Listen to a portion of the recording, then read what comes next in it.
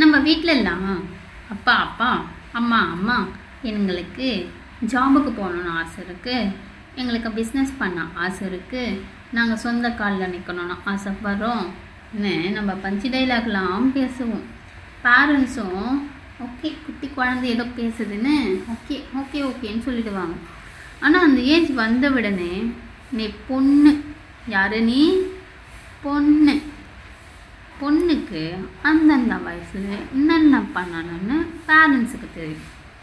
ஓகேவா? So parents எப்பயுமே உங்கள் நல்லதுக்கு தான் சொல்லுவாங்க. அதனால் நாங்கள் சொல்கிறத செய்யணும். ஓகே சொல்லுவாங்க. நம்மளும் ஓகே என்னன்னு சொல்ல போகிறாங்க, டு கெட் எ மேரி, கல்யாணம் பண்ணிக்கோன்னு வாங்க. கல்யாணம் பண்ணிக்கலாமா? இதுக்காகவா கஷ்டப்பட்டு நைட்டு ஃபுல்லாக உக்காந்து நல்ல மார்க், ஆம்பளை பசங்களை விட நாங்கள் அதிக மார்க் வாங்கினோம். ஏன் நாங்கள் தூங்கி இருக்க மாட்டோமா? 8 மணிக்கு என்ன எக்ஸாம் சென்டருக்கு போய்ட்டு நான் பாஸ் ஆகிருக்க மாட்டோமா? ஏதோ ஒன்று எதுனாவே பாஸ் பண்ணிடுவாங்க. ஏன் எங்களால் பாஸ் பண்ண முடியாதா? எதுக்காக கிளாஸ் ஃபஸ்ட்டு காலேஜ் ஃபஸ்ட்டுன்னு வந்து இவ்வளோ கஷ்டப்பட்டு நாங்கள் படிப்போமா? எல்லோரும் விளையாடிட்டு இருக்கிறப்ப நாங்கள் படிப்போம், எல்லோரும் டிவி பார்க்குறப்பையும் நாங்கள் படிப்போம். படிப்பு மட்டும்தான் எங்கள் வாழ்க்கைன்னு நினச்சிட்டு இருப்போமா?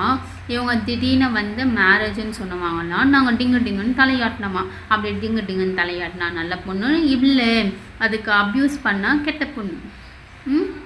நாங்கள் எப்படி கெட்ட பொண்ணாகவே இருக்கோம்.